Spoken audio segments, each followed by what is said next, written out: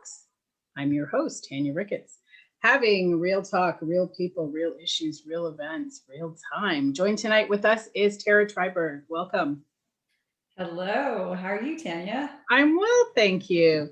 So we have Tara joining us this evening. You're going to be talking to us about burnout, just giving us signs. But before we begin and talk about burnout, I want to really let the audience really get to know you and know a little bit about you. So Tara, you've been working with clients to develop their leadership skills in businesses for more than 20 years. So congratulations on that. Thank you. Thank you. You worked in industries like aerospace, financial services, energy and utilities, oil and gas, telecommunications, and technology.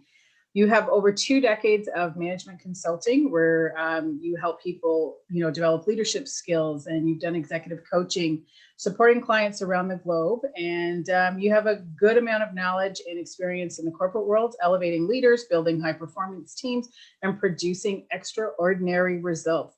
You have expanded your base to have a bigger impact, and I commend you on that, because I know you offline, and we really could benefit with people like you helping people like me.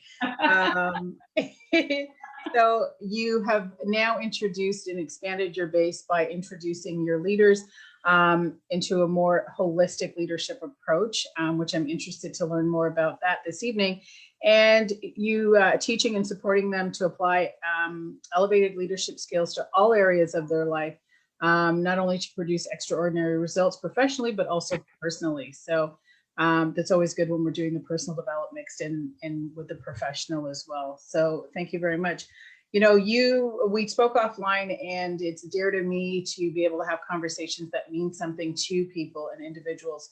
And you particularly were, drawn towards the burnout aspect of it.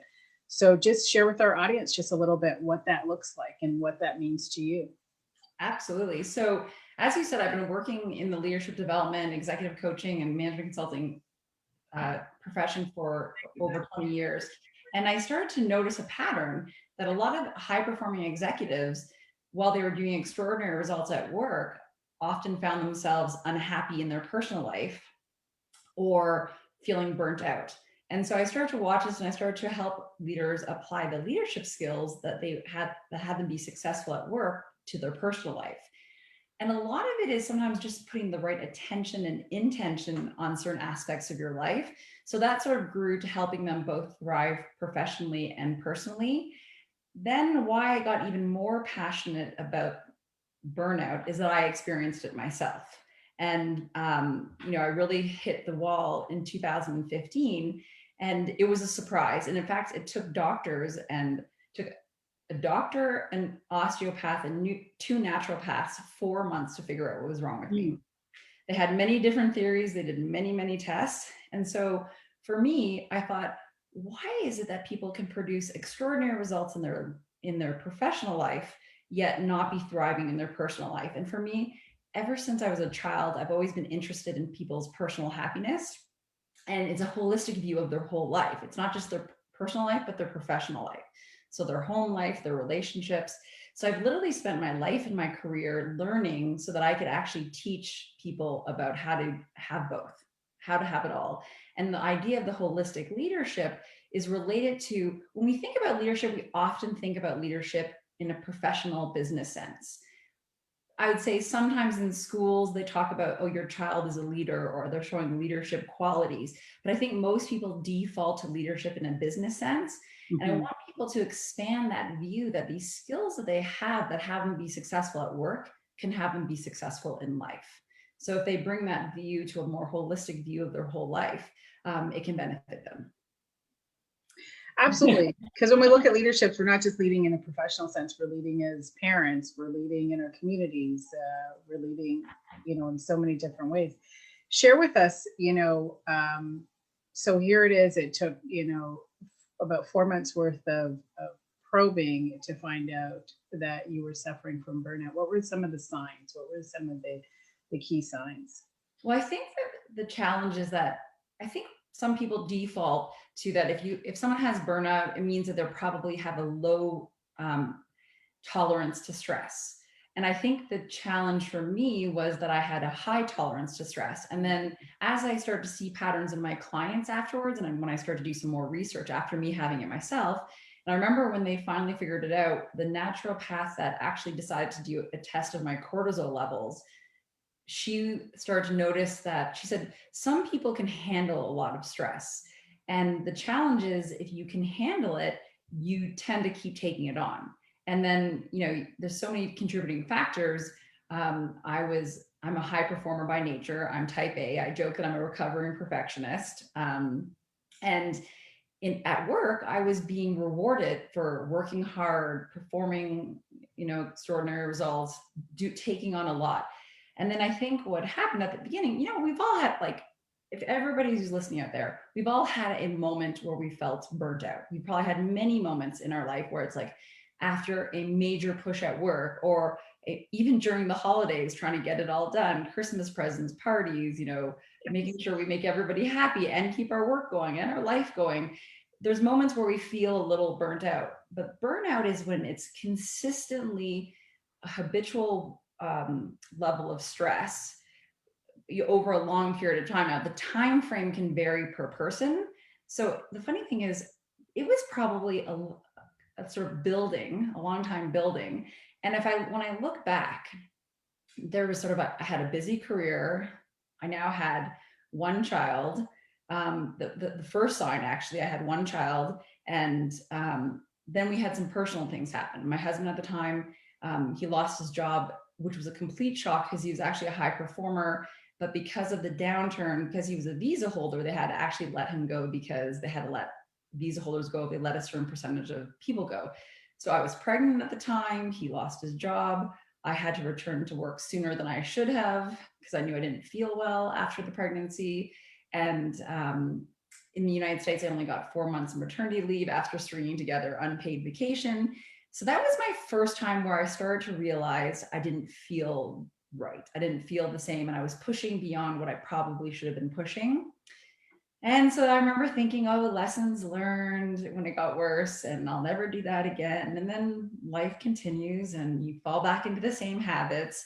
And I found myself, like I said, I'm driven. I like producing. I like creating new things. I like helping people and teams produce extraordinary results. And you get caught up in the excitement and the performance and the pressures and the demands. Now I have a young child. Then other personal things happened. I lost my mom unexpectedly. We moved countries, and it just kept adding on. And I remember when my husband lost his job, it was just another thing. And I remember people saying to me, oh, you're handling things so well. How are you handling things so well? I remember thinking, well, it's life. I have to keep going. I have a child. I have a family. I have to deliver. And I remember even saying things like, I would quote my grandmother. I'd say, oh, my grandmother used to say, God only gives you what you can handle. So I must be able to handle it. Then that changed even that started to change its tone, where I was like, wow, apparently God has a very high opinion of me, and he or she may have missed the mark a little bit. And then sadly, I even remember joking, I wonder if they're trying to test my limits. And then it even got to the point where I was joking that maybe I should raise the white flag and surrender. Like, okay, God, I'm done. Right. Broke me. I'm good. Like, I'm done. Yet, did I pass yet? Are we over yet with the lesson? Yeah. Yet I kept going. Right. And now I think sometimes it's hard to choose to stop going. And there's a number of things that contribute to that. So some of it's because you feel there's a need, and sometimes there is a legitimate need to keep moving forward. Like I said, at one point I had to be the one working. My husband was unexpectedly out of the job. In the United States, you go back to work sooner after maternity leave, and I happened to be working in the States at the time. And so there was a lot of contributing factors. And I think when you look at that, and I started to see it, I wasn't able to pull back from it. Mm-hmm. And what I didn't know is there's also limiting beliefs that were contributing to it. That if I was a good enough mother, If I was strong enough, I could keep going. If I quit, I'm weak. If I ask for help, I'm not good enough or I'm weak. But I didn't see these right away. And it wasn't until 2015 when I had my second child, and we were in the middle of, we had just demolished or like gutted our house. We were about to renovate. We had just moved back to Canada after my mom had passed away. We were taking care of my dad. So I had my dad, I was pregnant. We demolished our house. My husband had lost his job a second time because he had moved home for me because I wanted to move home to Canada, and then they closed the Canadian operation. So again, nothing related to him. And I felt so bad that all of this was happening to him too. So that all these things were contributing. And this is when I started to say the thing about like raising the white flag.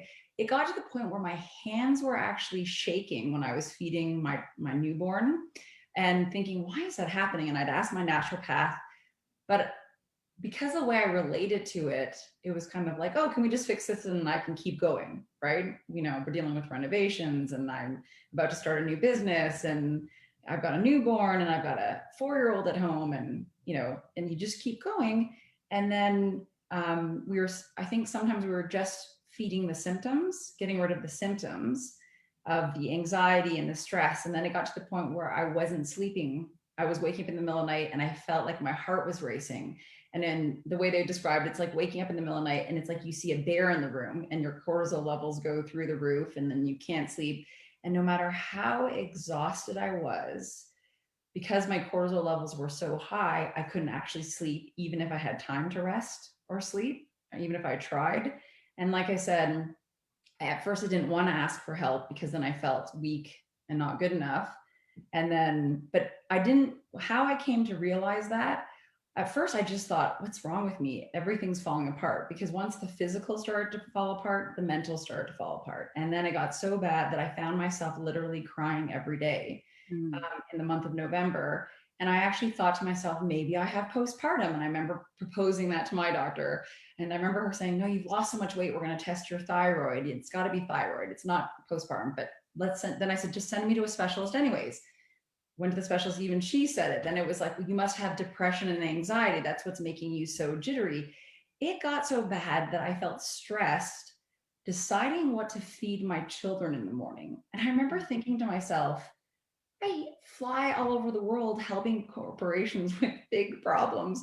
How come I'm getting stressed about what to feed my children in the morning? And then I got scared. I remember in December, literally breaking down and crying to my husband and saying, something is broken and I don't think I'm ever going to be the same again. And I think part of what scared me is that nobody could figure out what was wrong. And my doctor said, we just need to get you some sleep. And I remember her saying, I'm going to prescribe sleeping pills for 1 week, but I don't want you taking them past that because I don't want you getting addicted. But it will make a big difference if you could sleep. And so I did take the pills. When I finally started to get some sleep, I mean, the other thing is my daughter had sleep apnea. At the time, we didn't know it was sleep apnea. She was waking multiple times a night. We just thought, you know, different sleeper, different child. So all these things were kind of like that, the straws that were breaking the camel's back. And so I just thought, if I could just keep moving forward, it will eventually get better. So when I did get sleep, I actually was able to think clearly enough where I thought to myself, okay, if I was my client, what would I ask me? What would we talk about? And so I started to go through the process myself, asking myself, what are you anxious about? Why are you freaking out when you're making breakfast in the morning? Why are you freaking getting the kids to school? And then I started to go down and why aren't you asking for help? And that's when I started to uncover some of the limiting beliefs that if I didn't actually nip them in the bud, would have buried me. And, you know, one of them was the resistance for asking for help meant that I was weak. So if I were to ask, that's common though. Like that is such a common, like that answer is not an unusual answer that most people would have to come up with, right? We're plagued. But nobody wants to admit it, right? No, well, that's the other the component of it is we're burning out and there's the shame. Well, then I'm a failure. I'm not living up to, like, there's all these expectations. And I'm just going to speak for women. I'm not saying that men don't have it, but especially for women where it's compounding, right? You start out we start out in our early 20s, we come out of school, we start out, we have no kids, we're just newly married, we can take on the world. And then as life starts to progress, we compound. So we, like, especially yourself being a high achiever, you started out probably in your, and I'm presuming you'll answer, starting out in your early 20s, just going for it and taking on the world, but you had the space to do that. Yeah. And then you add in a new flavor to it, and you expand, and okay, I'm going to have a family. Well, now I'm going to move. Well, now I'm going to do, so we're not eliminating anything. We're not making space. We're stuffing things into this jar. Of course we're burnt out, but now who wants to admit it? Like, who wants to admit that we're not living up to this expectation of having it all, like this having it all kind of notion of, I can be super mom, I can be super wife, I can be super employee, I can produce and then take care of myself. Be super friend, yeah. I can give you a lending ear. What do you mean? I'm breastfeeding and am I going to say this? A lot of friends come to you. I'm going to be candid. Well, I'm going to be candid because I used to say the dairy bar is open. As a breastfeeding mom, I used to say the dairy bar is open. The upper half belonged to the kids and the lower half. It was like being super everything. And you are right. Like, it's this, we don't understand it, and our bodies are feeling it, and we're feeling it emotionally, mentally, physically, on all levels. And then one of the patterns I noticed is that society contributes to it. It's funny. I noticed at one point in my career, it's probably about a decade ago, I don't know when it actually switched. I used to notice, and I found it was kind of like, it got my attention because it seemed very inauthentic. But if you ask people how they were, a lot of people would say, fine, I'm fine, I'm fine, I'm fine. But somewhere along the line, I started to notice that people start to answer when you ask them how they're doing. I'm busy. I'm so busy. I'm so busy. And then list all the things that are keeping them busy and what they're doing in their personal and professional life. And once I noticed this, I noticed it everywhere. And I pointed it out to my clients and friends and stuff like that. And we laugh about it because and we've all done it ourselves, right? But it became this phenomena. And this is where I feel like society contributes to part of the problem, is that, so corporations get blamed for burnout. And so there are some parts where corporations do play a role. And sometimes it's the culture. Sometimes it's one particular leader in the organization that's creating a culture on their team. So yes, that's one part of it. But also society. It's like, I noticed that. And then the naturopath that actually helped me and suggested we take the cortisol test, turned out she had a whole practice of executives who were having burnout. And so I thought, oh, that's interesting. And the more I did, it turns out it's quite common among type A high performers, among perfectionists, overachievers. And I started to dig a little deeper, and I realized that we actually give each other hero badges for burning the candle. Yes, I was thinking that. We used to pre-COVID give people hero badges to coming into work sick or working from sick at home while they're like, hopping on a meeting. Now it's a little bit different with COVID, but right. And then it was even like how busy you were was a measure of how important or successful you were. And I found it really interesting that when I started my own business and I got to start to say what I wanted my schedule to be like, and I purposefully chose to be the one who drove my kids to hockey or to gymnastics because I wanted to be there. But if I showed up in my Lululemon pants, people would look and say, like, it was like they didn't think I had a job or that I must be very busy. And then the one day that I would wear makeup, it's like, oh, did you have a meeting today? And it's like, well, I have meetings every day. It depends on whether or not they're over the phone or on Zoom. So I laugh because we make so many assumptions, and it's almost like the way we started as a society to define success was based on how busy we were at work and even in our personal lives.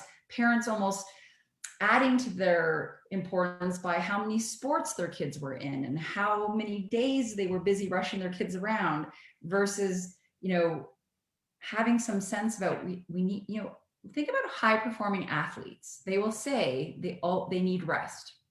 That rest actually helps build their muscles and build them stronger and helps them perform even better. Yet high performing executives Now, I feel like the trend is starting to go in that direction where we're paying more attention to rest and to relaxation and making sure we have balance.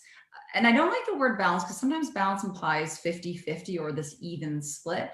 And I think for me, it's about fulfillment, because creating a life you love, thriving personally and professionally, is personal. It's subjective. It's like, it has to do with what you prefer. So whether you're a CEO who wants to work 90% of the time and be 10% in their personal life, or a 40-60 split, or whatever, it doesn't matter. It's what best for you and meets Right. your values and your passions and your desires. So for everyone, it's different. And the different clients I work with, it's different. So it doesn't mean I'm asking people to chill out or not work at a high level, but it's about being able to recognize when it's no longer sustainable. Right, right. I learned the hard way. So I have like my own story of burnout. Right. Because it was like, all of a sudden, I think I mentioned to you, we hadn't had an offline conversation that I would spend 5 hours in the kitchen. And, I would work for years. I'd work on 2-3 hours sleep. And there was something in that, because I was being encouraged in so many areas of my life, that it was like, wow, you can do this and you can do that and you do it so well. And it was just somewhere there, my ego or my insecurity or my need for something, it was feeding something to my destruction. Mm-hmm. You know what? Whether you're a stay-at-home parent, whether you're working, whether you run your own business, whether you're a high-level executive or you're, balanced mid-level manager, it doesn't matter. It depends on what you're taking on in your life Mm-hmm. and what your tolerance for it is, and it can be contributing factors of other things added. But society adds to our belief that we should keep going. I remember Right. part of it when I had the second child and I was sleepless nights, breastfeeding, not knowing at the time that she also had sleep apnea. So like there was a lot of waking and a lot of sleepless nights. I remember thinking, I'm exhausted. If I had $1 for the number of people who'd say to me, oh, that's what it feels like to be a new mom. And it's like, well, I know, but it wasn't this bad with my first. And I remember one time being so tired that I briefly, when I was at a coffee place, the person asked me my daughter's name. And there was a moment where I literally could not remember my daughter's name. And I remember thinking, oh, I'm just tired, I'm breastfeeding. But when I left, there was one part of me that kind of went, oh, is that bad? Like that And then was, we're beating ourselves up. there were signs along the way like that I should have been getting help sooner, but It's amazing. It's funny because then there's the opposite. And I, speak for your experiences, please add to it. There's a moment where you start to change that narrative and you start to change your lifestyle because you realize it's not sustainable, it's not healthy, it's not good for you. And you start to go. I remember when I started to build in my schedule, I tell people all the time, I take afternoon naps.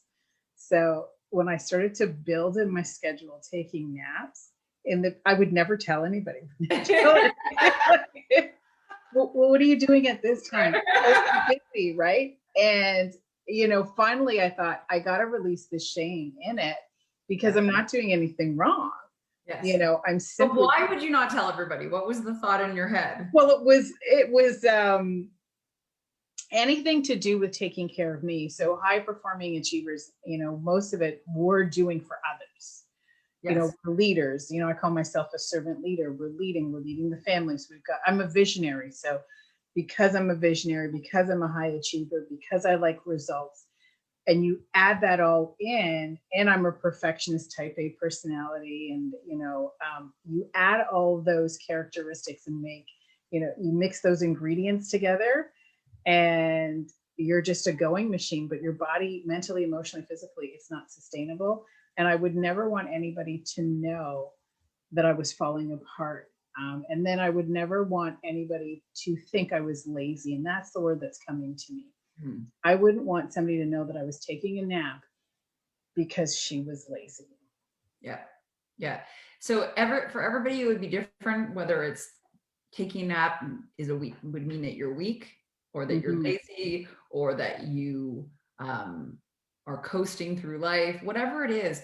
We make up these stories in our minds, and a lot of them we started making up when we were children, whether it's things our parents said to us, things that teachers said to us.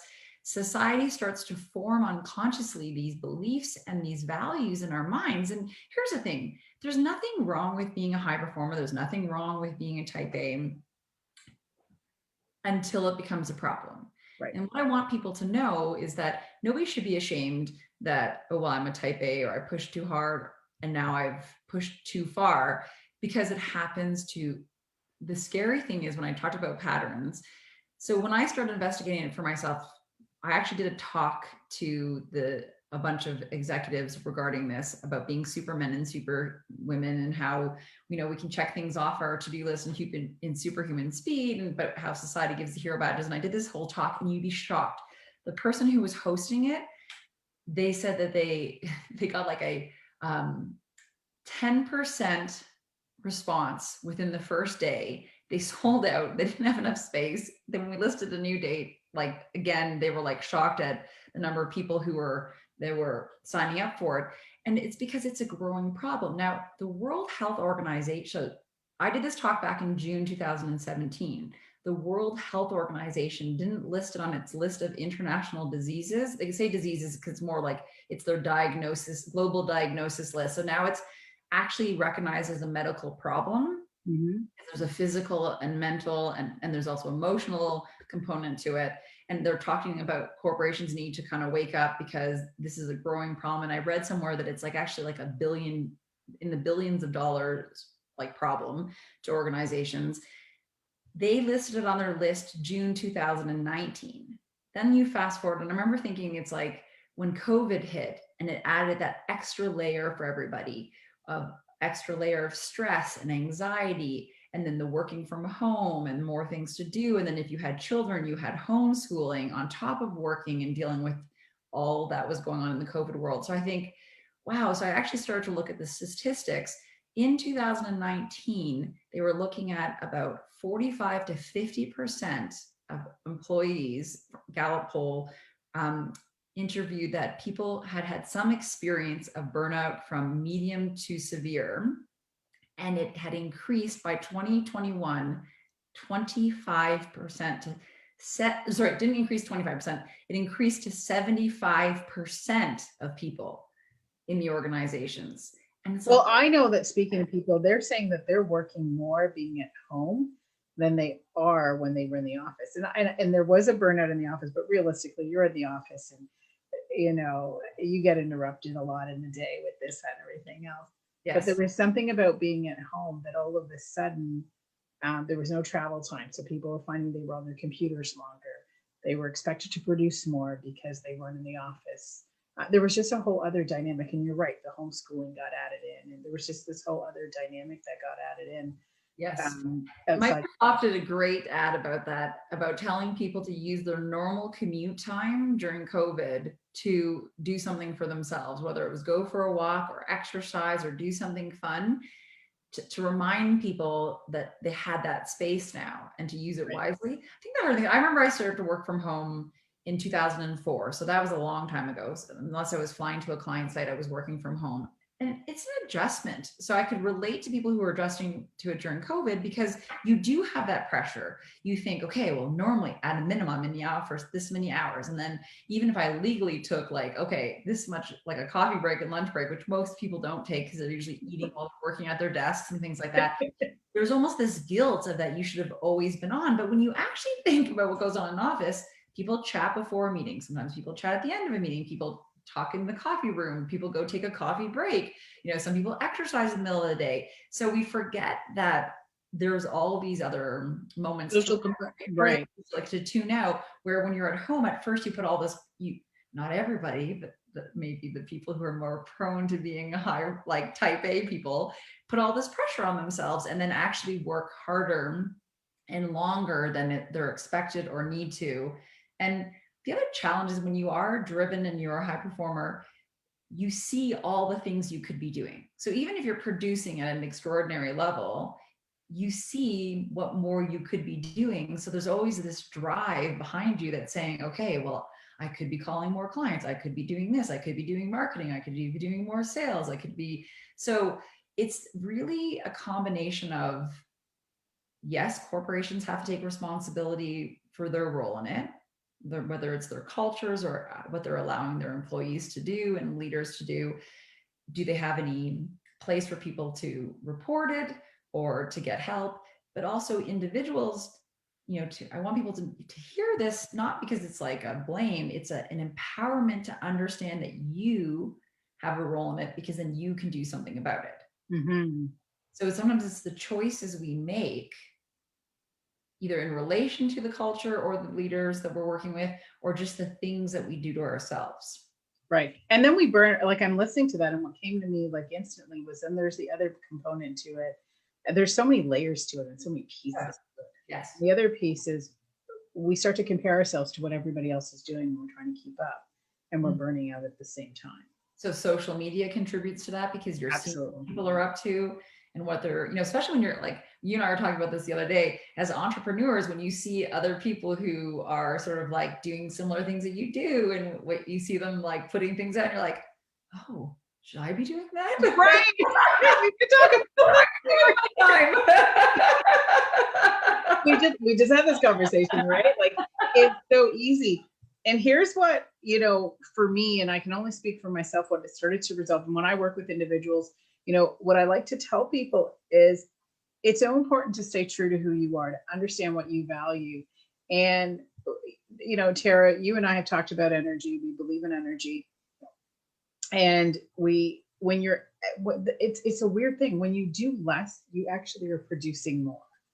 Yes. And what I started to find as I was burning out is the more I was doing was the less I was actually accomplishing. So when I started to take my afternoon naps and I started to get over the guilt, I actually started to pride myself in a different way. It was like, ha ha ha, I got a nap today. And just to put it out there, like, it was a big thing for me to celebrate that, because it was going against the grain of everything I had known personally. And then now to be in a culture around me and say, yeah, guys, I'm not lazy, but I'm taking a nap. And I'm actually going to be able to get more done because I'm taking a nap. Or just little things. The Japanese have been doing this for ever. Yes. The 10-minute during the day power nap to restore the brain and get, energy. Far more healthy than caffeine. It was just when I started to understand how to resolve my own burnout, and resolving it meant pulling back and doing less. Yes. And as a result of doing less, so I, and this is me being an entrepreneur, it was like, now let's move the work week down a little less, create time for this, and see what happens. And your creativity flows and you find solutions. And, my daughter says, give the toughest job to the laziest person, because they'll find the quickest way to get it done. And I asked her to rephrase that and say, no, you're just more efficient because you figured out a way to be more efficient. It's funny. I would say that when I'm busy, I tend to get a lot done, because I'm always like, you're in this like go, go, go mode. But it's funny, because someone was just writing something about this the other day. This woman who I've been watching talks about her do less theory, and there's a growing, trend that's starting to happen where people are talking about doing less, and as a result, people are being more productive and they're happier and they're more fulfilled. And it's not necessarily that you're doing less. You're doing less of the stuff that doesn't necessarily matter or doesn't necessarily matter to you. So when you start really bringing some awareness to what's important to you, and I have a little trick that I play with. If I start a sentence in my head that I should do this, I need to do this, I have to do this, I stop myself and I take a couple of seconds or a couple of minutes to sort of say, whoa, where did the should, have to, need to come from? And I just make sure that and I have to tell you, often when that word starts it has nothing to do with me. And the more I recognize that, it is a signal to me that something else is triggering me to take action or to want to do something or feel guilted into doing something. And I actually pause and go, is this what I want to be doing? Or is this what I want to be doing right now? Mm. So what I mean by that is sometimes we're so consumed with everything has to happen today or now. And in fact, we default to that's what our bosses are requesting of us. Like in the organization, I talk to my leaders about that it's sort of it's the CEO effect, but it happens at all levels. So if someone is more senior, whoever the leader is, if they make a request, most people default to they want it now, right away. When if you ask the leaders, they're like, I didn't tell them I need it tomorrow. And so I actually get them to have the conversation of what do you need and when do you need it by? And then if you already have a lot of priorities, it's okay, well, you said you also needed this that day. I can't do both. Or can I get half of this and half of this? Or and then you have the conversation, you realize, oh, actually, you can postpone that till next week. You'd be surprised that the leaders don't want to, a lot of times the leaders don't want to burn their people out. They're just not having the right conversations. So, there's so much, like you said, there's so many layers to it. But one, it's starting with what's important to you. But that means, are you willing to question your beliefs and your values and get clear on the life that you actually want, both professionally and personally? And I help people through that with different questions. And if there's only one area they want to work on, or if they want to take a holistic view of their whole life, sometimes they'll be surprised how many areas are good or great. And then maybe it's only one or two areas that need a tweak or an upgrade. And then it's putting the attention on that and noticing what works in other areas and making sure those stay going. And then how do you get the others up and running? But it's doing less of the things that are driven by stuff that's not important to us. Mm. And it's about setting boundaries. I'm listening to that, and what I heard you say in that when you're talking about having the conversation, I'm just going to take it back a little bit because I think it's important what you said about having that conversation. A lot of times we don't have the tools to have that conversation. So we take on, and you're talking about what we value in our beliefs. And when you incorporate what we value and our beliefs into the organization, what I'm hearing is a lot of people don't have the ability or don't feel confident to use their voice in the workplace. Oh, yes. A lot of people don't want to speak up to their bosses or ask questions about what needs to actually get done or by when, because they either don't want to look like they're not capable. Again, that whole super incapable, and they don't want to seem lazy or procrastinating or whatever. So how do we change that conversation then? So, I guess the question becomes really simple, and I do in every organization, and there's different ways that we get into it. Because one of the things I say to leaders, when you don't get what you want, assume you got exactly what you asked for. So when they don't get what they want, often, leaders will complain that their team was not performing at the level they should be, or they're lazy, or they're incompetent, or whatever. It's not often that they don't think, oh, I probably didn't explain that well, or I wasn't clear on when I needed it, or I wasn't clear on what I was requesting. So I actually introduced this like a little formula. It's very basic. I call it like business 101. And leaders look at it and think, oh, that's so easy. I do that all the time. Then we actually get them to make requests in the room with their groups. And it's like so it's like, oh, I need to make this request of this group coming up. So they'll ask the group. And then I ask the person that they made the request of, so what is it that you're left that you should be doing now? And then they usually drop one of two things out: what needed to get done or by when it needed to get done by. And so it's so simple, but it's something that has to become a habitual way that you talk and the things you're thinking about. And yes, it doesn't matter if you're the leader or the employee, because employees can encourage that conversation by asking questions. But when I'm teaching leaders, I say it's your responsibility to create an environment where people can ask questions, they can push back on priorities, or reevaluate or revisit what are the priorities of today or this week, so that you don't lose. Like the last thing you need to do, like organizations lose money when the people burn out or get tired or need to take days off. And if we were more cognizant of how we communicate and what our demands are and what our expectations are, people wouldn't be defaulting to the worst case scenario. So usually what the problem is, we default to, they want it now and they want it right away. I've talked to CEOs where they said, I didn't know that everybody spent all last night here working on this, or I didn't know that the thing I asked for takes 2 weeks of additional work to get done. I would tell them it's not worth it. Well, I've been on the golf course. And you think, oh my God, these people have been suffering for years and no one's willing to have the conversation. So think about that in the organization. And then you can think about it in your personal life. Are you willing to have those conversations with yourself? Like, what's really important to me in this situation? What do I need to get done? And when do I need to get it done by? Because sometimes you might find that you're putting pressures or demands on yourself that are unnecessary. Like, especially you could probably relate to this, Tanya, as running your own business, you have all these ideas, all the things you want to roll out.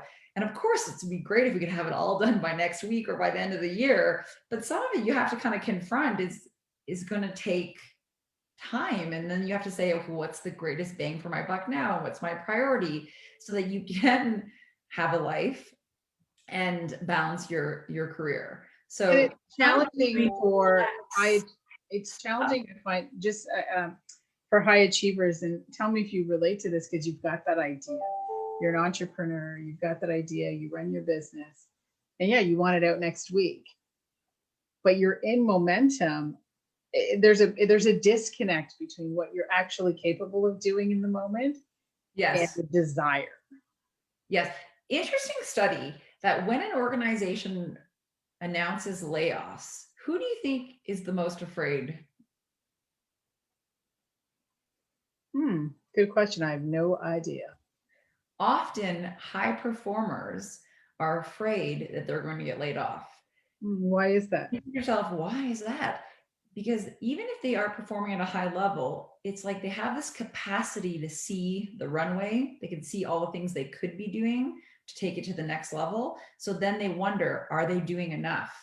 And often it's very common that most high performers have some limiting belief that sounds something like, I need to be perfect. I'm not good enough, or I'm not enough. So there's this driven capacity to keep going and to keep doing. And we have this also visionary ideas, can see what's next, the larger context. So we can see what we could be doing. And then we question whether or not we're doing enough.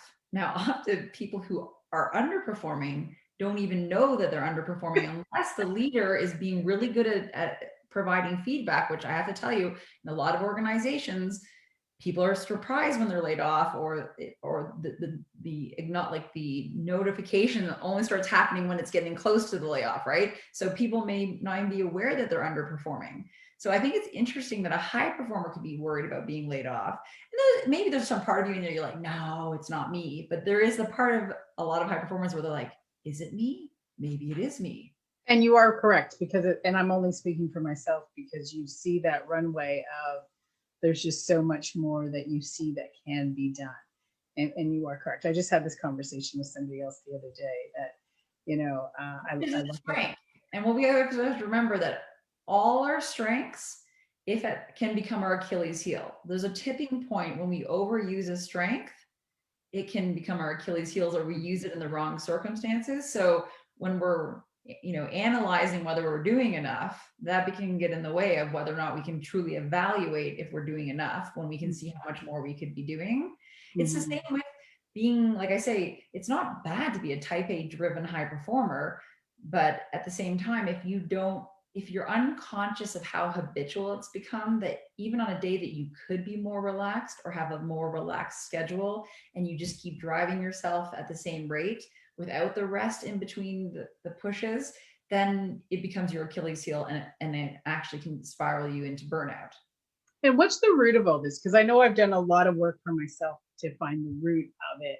And, everybody's got different. I know for me, it was I had to prove, like I had a lot to prove, with the type of upbringing that I had. There was definitely a root. There was fear. There was a fear factor that I couldn't rely on anybody. So I could only rely on myself. So I had to push myself harder to keep a job. I had to keep myself. I always had to be one step ahead. Yeah. I remember going into work one day, starting 8:00 in the morning, and I left 5:00 the next morning. And, and one night I'd go in at 8, because I'd come home at 3 in the morning. Like, it was just, I couldn't leave there until I squeezed every last bit out of myself to produce. It's very personal. And I would tell you that different people have different things. And that's why it's like I can give you a wide variety of examples. For example, like for some, it's more physical. Maybe they have a lower tolerance for stress. So if they're in a high stress environment for a long period of time, or they have enough life circumstances, it could push them off over the edge and push them over the edge sooner. So for some, it's more physical, right? Now, for some, like as I was telling you for myself, and I would say another example that came to my mind today is Ariana Huffington. So she, I remember she talked about how there was this one moment, when she was like only getting 4 or 6 hours sleep a night when she was running the Huffington Post. And all of a sudden, one time in the middle of a meeting, her head just hit her desk. And that was her wake up call. When her head bounced off her desk, it was like, what is going on? And that sent her down a path of, self-discovery and realizing what this was all about. And she eventually wrote the book Thrive. And so it's becoming a growing problem amongst executives and high performers who actually have a high tolerance for stress and maybe even thrive on it and even are sort of driven by it. And this is what happened to me. In fact, I remember the naturopath talking about how genetically I can take a lot of stress, but the problem is eventually my body couldn't take it anymore. My body couldn't keep going and sustaining at the level that I was. And so the way they explained it was like usually like if someone scares you or you have a high stress period, your cortisol levels go up, but there's something in your brain that eventually it's like your emergency valve. It's almost like the cap on a kettle, steam blows out, but then the cap comes down and, like shuts everything down. Eventually I blew my emergency valve. So I could no longer shut off the cortisol levels. So then once something set them off, and it could be as simple as someone saying, it could be as simple when I was in the middle of it, it could be as simple as watching a stressful TV show. And I remember the naturopath saying, you can't have anyone like scare you. Don't if someone says boo, you're gonna your cortisol levels are gonna start going out of control. So I was thinking, she's like, you gotta have this is the best part. She says, you have to have a shift in perspective, but I don't know how to tell you how to do that. And I remember leaving her office and going, oh my God, shifts in perspective. That's what I do for a living. And I remember thinking, once I'm better, I'm going to go back to her. And that's what led to me asking more about her clients and doing the research and then eventually writing a talk. And then I've done the talk for high performers and, the supermen and superwomen in the society that we're creating. And I just think it's very cool that, so some of it's, and then usually in it there, what's sustaining it, it could be the culture that you in and you're feeling trapped, right? So there would be something behind that I would work on clients is, why do you feel like you're stuck in that? If the culture is bad, why are you stuck? It could be just certain limiting beliefs. And when I say limiting beliefs, like I said, that sort of driven high performer actually served me very well for most of my life and my career, because it got me to, the promotions and the experience and the jobs I wanted. And then it was just at a certain point in my life when all the stars aligned and the moons collided, and suddenly it was like I said, God was testing to see what my breaking point was. Oh, Yes, you can handle it, right? and job losses, and You can handle it, Tara. Come on. Here, let's just throw one. Oh, you're not going to wave the white flag. Let's just throw another thing on. Oh, you're okay. One more thing. Here we go. Well, it's funny because when we're getting it on, so I don't know. This is another thing that I find what people do now. We don't know how to say no. We don't know how to push back, and it's not just in the corporate world. It's in everything. All of a sudden you go to a family function, you got to bring a dish. Well, you don't have time to make the dish. You're working, you're this, you barely have time to go get the Christmas gifts and all the rest of that. We don't, our inability to say no and push back and say we're not able to, or even delegate, like we take everything on, we're not able to ask for help. And that's another big area, is not being able to ask for help. Yeah. Pushing back and not knowing how to say no. Yes. So, and like I said, it doesn't always have to be no. Setting boundaries, we make it sound so well, because that's how I set my I was, and I very I became very, until I became comfortable with it, because I think it's developing that muscle where I became very, I did become very that in order to get started. Because it was a big thing for me. I felt like I was like the anxiety that I was about to do this thing was like, oh my gosh. And it was like, no, That's it. First thing I have to tell you also, when it gets bad enough, it's like your brain starts to do tricks on you. When you start to feel bad enough, you start to think that everything is bad. And that's why, when I work with clients, I help them see, like, okay, let's break it down. Let's look at the different areas of your life and let's rate what's working and what's not working. And then they're sometimes surprised, like, oh, I didn't realize that actually a lot of my life is working. This is what's not working. And then it's teaching them to build the muscle of self-awareness. So helping them see where they are happy and when they're not unhappy. So where they're happy and when they're unhappy. Also bringing awareness to what's having them feel stuck. What are the limiting beliefs? What are the triggers for them? And when they start to see these things, once they see it, they can't unsee it. So it becomes more and more available to them. They learn more and more, and then they can start to create. We also look at creating boundaries and what sometimes people don't even realize what their boundaries are. That's a big one. I have to say, I'm so close with my family and friends that, and my own family and my own children, I didn't even realize where I didn't have boundaries. And so, I had to start to look at what my boundaries were and how do I say either no or not right now, or like another time, or I love you, and we're not going to be doing that today. So my hard no, right? You were so soft and gentle with it, and I was. Yeah, I also so some tips for people to just start paying attention to. One, ask yourself a question when you're about to go to do something, and you're saying, "I should do this. I need to do this. I have to do this." Just stop and ask yourself, "What's behind that?" Mm-hmm. Do you really want to be doing this, or do you really want to be doing, or is it a timing thing, right? So if you do want to really do it, but it's a timing thing, or the other thing, so that's one tip that people can start to notice. A big one is using your emotions as a barometer. Mm-hmm. So for some, it could be a physical barometer, but sometimes if you're waiting for the physical to kick in, you're already on a very slippery slope. So, and I share these things, and I have to say, first it was hard to share some of these things personally, and then eventually I got used to it because I really want to help people, and I really want to make sure that people don't fall off the cliff like I did. And if they did fall off the cliff, I'm here to help them get back on their feet. And so they can come to my website and reach out to me for a complimentary consultation, just to understand how I work with people and how it might help them, and if it's worthwhile for them. But in the meantime, I'd love to give some tips to people. So notice when you're saying those things to yourself, like I should, I have to, I need to. Then also the emotions as a barometer. Start to notice when you're unhappy or frustrated, and how often you're unhappy and frustrated. Because when it becomes a chronic thing that you are unhappy and frustrated, that's a signal that something is not working, or you're in something that is not right for you or right.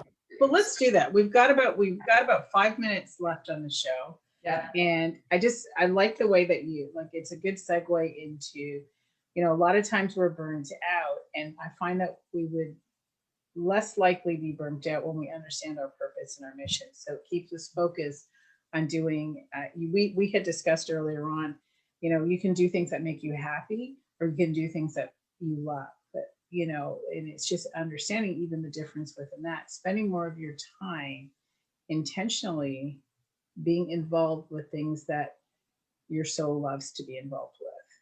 Yes.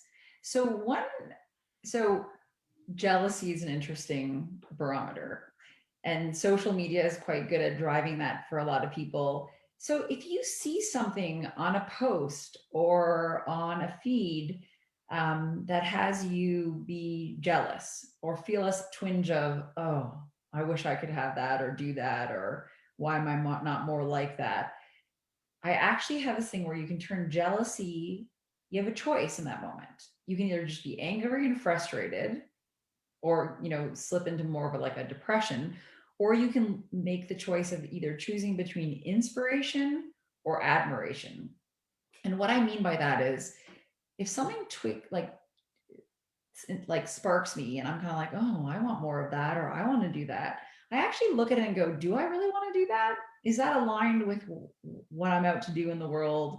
or what I value or what I'm up to or what's important to me or what I'm passionate about. And so if it is, so then I started to look at, okay, so what steps could I take to start making that happen in my life? And it could be anything from whether it's, someone invited me to be on Clubhouse. So it's like, oh, I start to watch people on Clubhouse and it's like, oh my gosh, should I be doing more of that? And I'd love to do more of that, but is that right now? And then I realized, oh, the timing is not right for me right now because I'm doing other things that I'm enjoying that are important to my business. But I then put it on my plan and I think about the timing, and then I think about how I would want to utilize it and how it would serve my business. And then I'm inspired to take action, whether it's planning or doing immediate action. And then I think through it and how it's going to contribute to what I'm up to, blah, blah, blah. But if I look at it and think, doesn't really serve my business, I'm not really interested, but I think it's really cool that that person's doing it, then I admire them. And I actually want to encourage people to acknowledge people more. But when we're stuck in jealousy and frustration and anger or beating ourselves up for not being enough or not good enough or not doing more, we can't acknowledge other people. And what I want to encourage you is, like, when you acknowledge someone else for something great that they're doing, it feels really good. Sharing the love creates an environment where they'll feel comfortable doing it to you as well.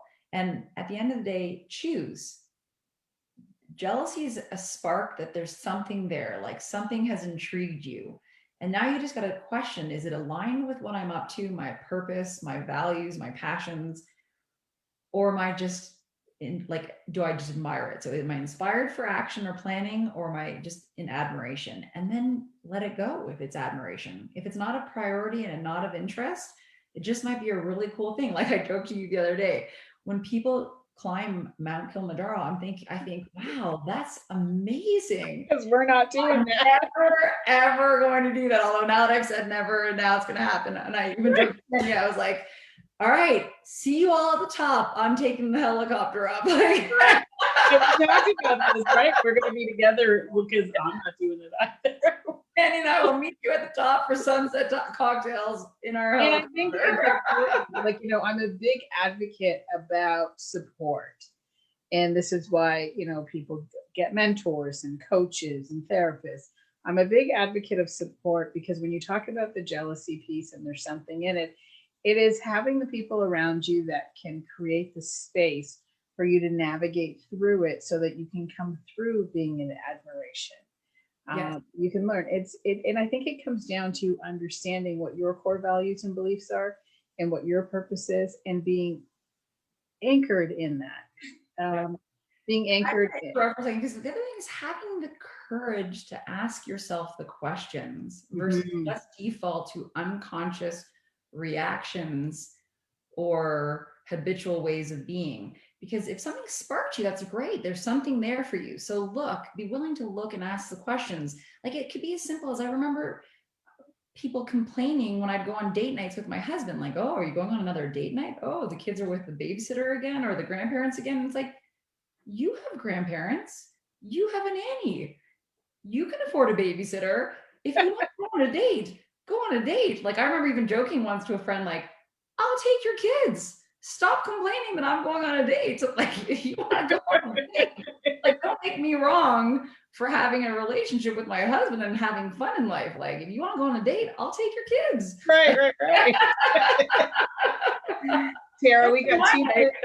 We have 2 minutes left. One more tip, and then I want you to share with the audience where they can find you on social media. And just in closing.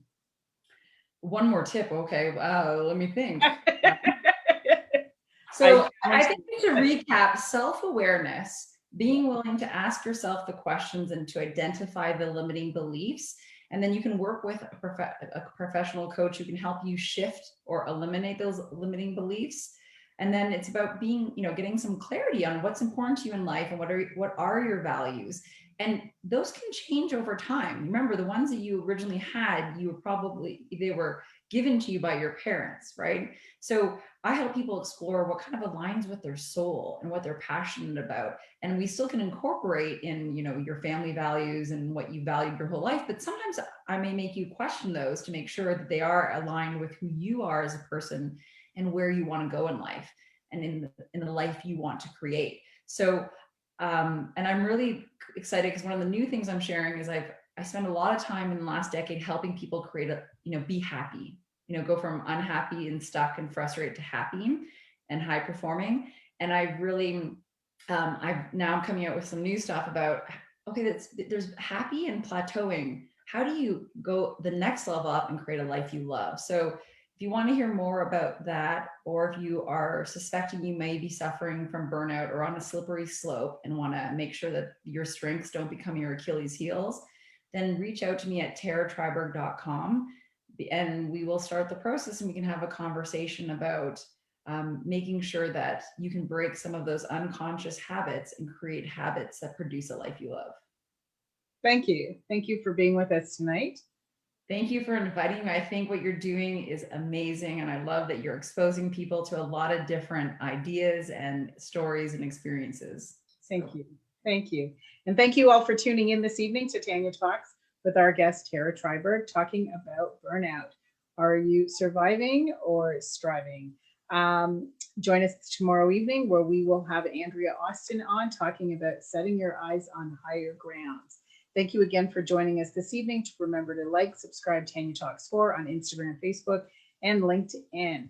Also, if you want to take your life to the next level, please visit the tanyaexperience.com and I'll be happy to work with you. Good night, everyone, and good night, Tara. Good night. Thank you. Bye-bye.